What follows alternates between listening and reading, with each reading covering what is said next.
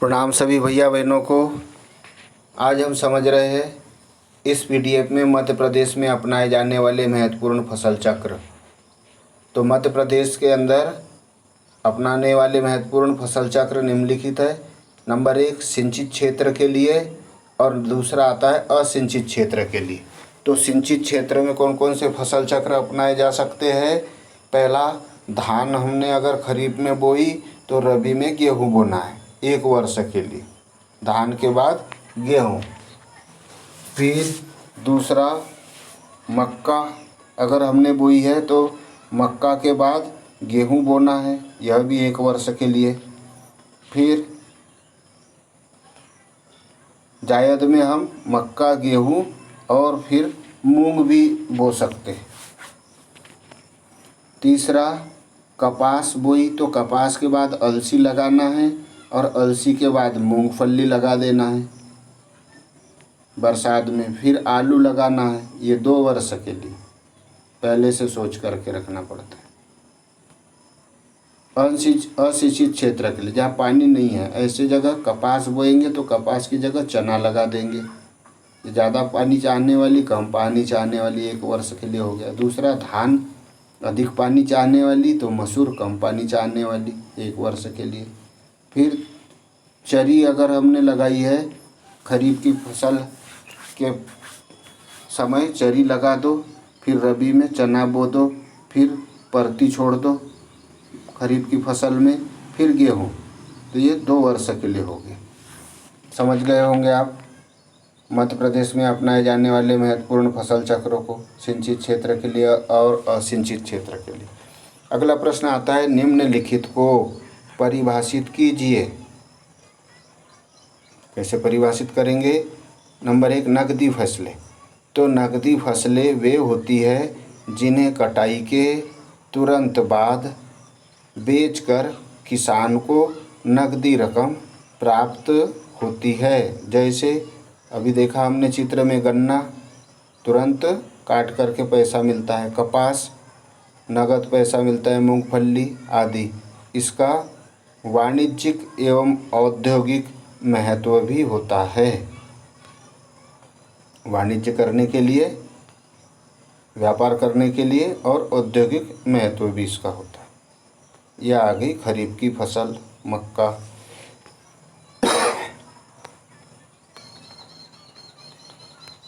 फिर चलते हैं हम, अगला विषय आता है परिभाषित करने का, हरी खाद वाली फसलें। तो हरी खाद वाली फसलें कौन कौन सी है। हरी खाद वाली फसलें वे होती है जिनका उपयोग पशुओं के चारे के रूप में होता है। हरी खाद वाली फसल का उपयोग काहे के लिए होता है, पशुओं के चारे के रूप में। तथा बची हुई फसल खेत में काट कर छोड़ दी जाती है। चारा खिलाते हैं, उसके बाद जो शेष बच जाती है उसको खेत में काट कर छोड़ दी जाती है, जो सड़कर खाद का काम करती है। जैसे सनई, ढेंचा, बरसीम आदि फसलें इसी किस्म की फसल होती है। इन फसलों को बरसात में काटकर जमी में छोड़ देने पर ये बरसात में पानी में सड़कर खाद बनती है।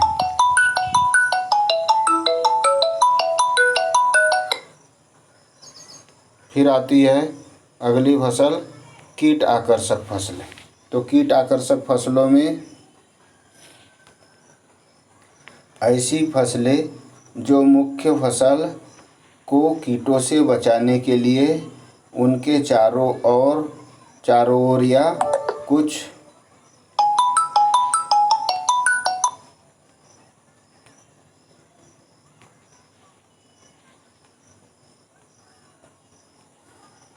कीट आकर्षक फसलें कौन सी कहलाती है। ऐसी फसलें जो मुख्य फसल को कीटों से बचाने के लिए उनके चारों ओर या कुछ निश्चित अंतराल पर उगाई जाती है। कीटों से बचाने के लिए उनके चारों ओर या अंतराल पर उगाई जाती है, कीट आकर्षक फसलें कहलाती है। जैसे कपास को लाल कीड़ों से बचाने के लिए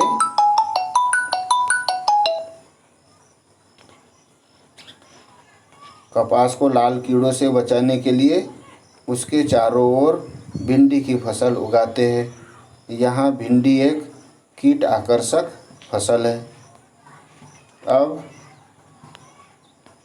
चौथा, फसल चक्र की सघनता। किसी खेत में प्रतिवर्ष फसलों की संख्या जो फसल चक्र के अंतर्गत एक के बाद दूसरी करके उगाई जाती है, फसल चक्र की सघनता कहलाती है। पांचवा, मृदा आरक्षक फसलें। ऐसी फसलें जो मृदा को वर्षा तथा वायु द्वारा होने वाले भूमि कटाव को रोकने के उद्देश्य से उगाई जाती है, मृदा आरक्षक फसलें कहलाती है। इन फसलों में पौधों की वानस्पतिक वृद्धि अधिक होने के कारण ये भूमि को भली प्रकार से ढक लेती है।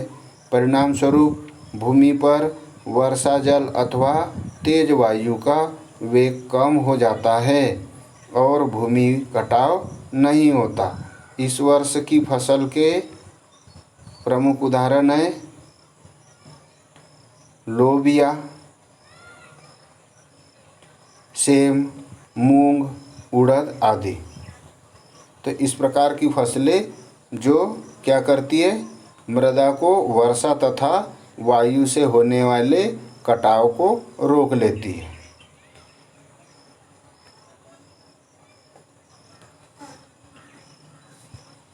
अगला प्रश्न पढ़ते हैं, हम समझते हैं फसल की जलमांग के अनुसार फसलों का वर्गीकरण लिखिए।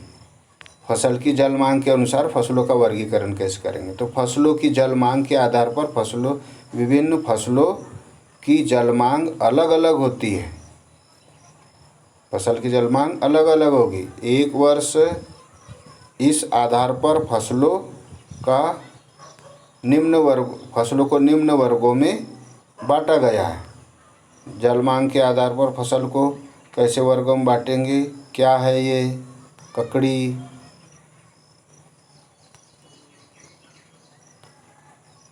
तो पहला, जल मांग के आधार पर फसल को बांटने के लिए अधिक पानी चाहने वाली फसलें, धान, केला, बरसीम, आलू अधिक पानी चाहने वाली फसल है, हरी सब्जियाँ आदि। दूसरा, औसत पानी चाहने वाली फसलें। औसत पानी चाहने वाली फसलों में गेहूँ, मक्का, जई, कपास, इसको औसत पानी चाहिए। फिर कम पानी चाहने वाली फसलें, ज्वार है, अरंडी है, जौ, चना, मटर, सरसों, बेर आदि फसलें शुष्क खेती के लिए उपयुक्त होती है। ऐसी फसलों की जल मांग कम होती है। अब मध्य प्रदेश की मृदा की समस्याओं को सहनशीलता के आधार पर फसलों का वर्गीकरण कीजिए। मृदा की समस्याओं के आधार पर और सहनशीलता के आधार पर।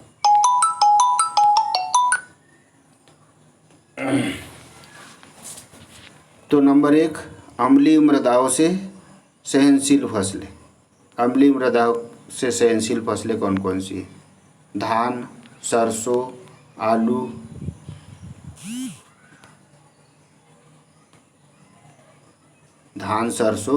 आलू, क्षारीय मृदाओं से सहनशील फसलें कौन सी है? ज्वार, बाजरा, जौ आदि। तीसरा, लवणीय मृदाओं से सहनशील फसलें कौन सी है? जौ, कपास, बरसीम आदि। फिर जलमग्न से सहनशील फसलें हैं, खूब ज़्यादा जल वाली, धान है, ढेंचा है, गिन्नी घास आदि। तो ये हुआ मृदा की समस्या और सहनशीलता के आधार पर फसलों का वर्गीकरण। प्रश्न है, मृदा किस्म के अनुसार फसलों का वर्गीकरण मृदा किस्म के आधार पर कैसे बांटेंगे हम? तो निम्न वर्गों में बांटा गया है। पहला, कपास की काली मिट्टी। ऐसी मृदाओं का रंग काला है जो महाराष्ट्र, मध्य प्रदेश के मालवा व विदर्भ क्षेत्र में पाई जाती है। कपास मुख्यतः पैदा की जाती है, इसलिए इन मृदाओं को कपासी मृदा या कपास की काली मिट्टी भी कहते हैं। दूसरी भूमि है हल्की भूमियाँ। प्रायः इनका रंग हल्का होता है, जिसमें कद्दू वर्ग की फसलें जैसे लौकी, टिंडा, तोरई, कद्दू, खरबूजा, तरबूजा, ये सब कद्दू वर्गीय फसलें आदि मुख्य रूप से उगाई जाती है हल्की भूमि में। तीसरा आता है भारी भूमियाँ। ऐसी मृदाओं में गन्ना, धान मुख्य तौर पर पैदा किए जाते हैं। गन्ना और धान भारी भूमियों में।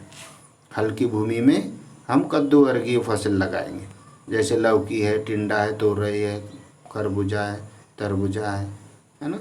काली मिट्टी में हम कपास की फसल बोएंगे। जलोढ़ मृदा, नदियों के किनारे की जलोढ़ मृदाओं में, नदियों के द्वारा बहा करके, जल के द्वारा लुढ़का करके लाई जाने वाली मृदा जलोढ़ मृदा कहलाती है। तो नदियों के किनारे की जलोढ़ मृदाओं में हर प्रकार की फसलें जैसे गेहूँ, जौ, चना, सरसों, अलसी आदि पैदा की जाती है, क्योंकि इसमें जीवांश की मात्रा ज़्यादा होती है। नेक्स्ट है समुद्री तटीय मृदाएं।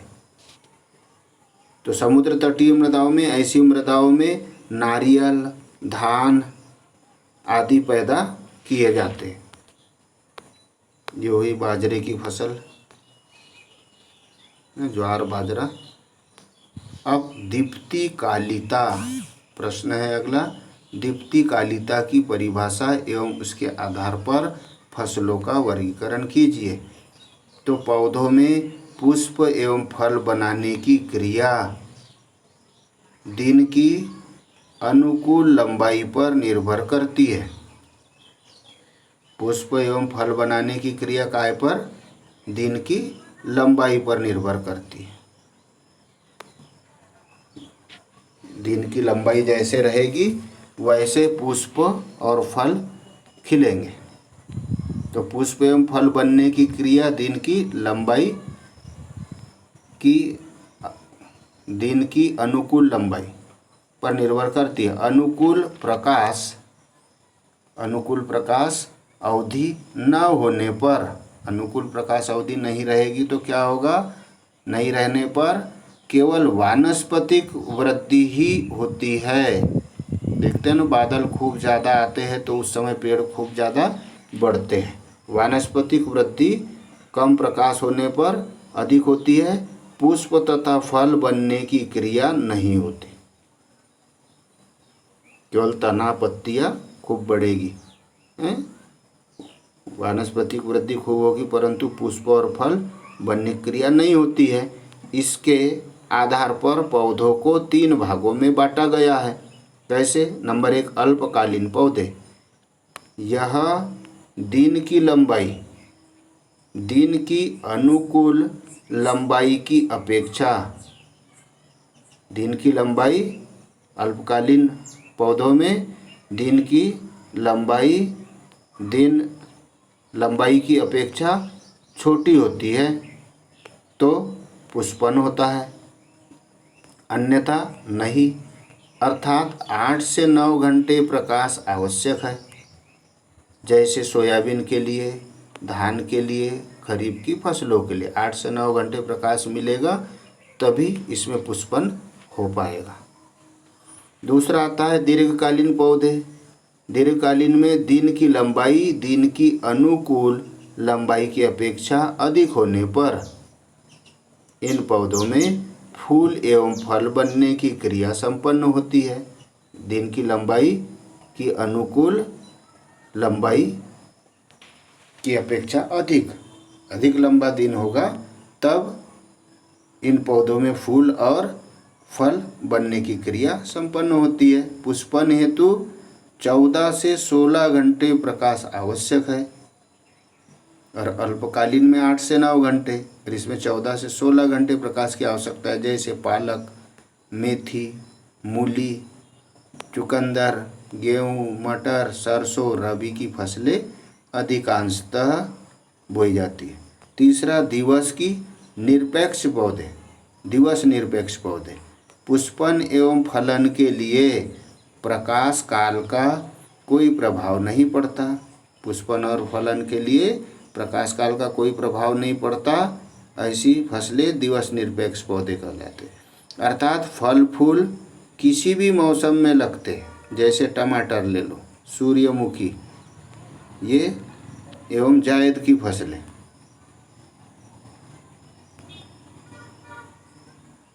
ये किसी भी मौसम में लग जाती है। धन्यवाद। अगले पीडीएफ में यहाँ देख लेते हैं खरीफ की फसलों कैसे याद करेंगे। महर के गधे ने तिल से बाजा बजाया, यहाँ से ले लिया महर से मक्का, ह से अरहर, है ना, ग से गन्ना, ध से धान, तिल से तिल, बाजा से बाजरा, ज्वार। तो इस प्रकार से ये ट्रिक है खरीफ की फसलें याद करने की। तना वाली प्रमुख फसल है ना, तो ये ह से हल्दी, क से केसर, द से अदरक, आ से आलू और प से प्याज। तना वाली फसलें कौन कौन सी? भूमिगत तने का उदाहरण देते हुए भूमिगत फसलें तो लहसुन से लहसुन, प से प्याज, हल्दी, है ना, द से हल्दी और आओ से आलू और ओल। इस प्रकार से ट्रिक याद कराई जाती है। वे पौधे जिनका हम तना खाते हैं, ऐसी पौधे कौन सी है? अरबी, अदरक, अ से लिया, ज से जिमीकंद, जमीन वाले कंद, और प से या आ से आलू और प से प्याज, जमीन वाले कंद हो गए। तो चलिए, गृह कार्य हुआ, ऋतु के आधार पर फसल का वर्गीकरण कीजिए और फसलों को किन किन आधारों पर वर्गीकृत कर सकते हैं। धन्यवाद। मैंने जो अध्याय समझाया वह आपके समझ में आया होगा, ऐसी मैं अपेक्षा करता हूँ। प्रणाम।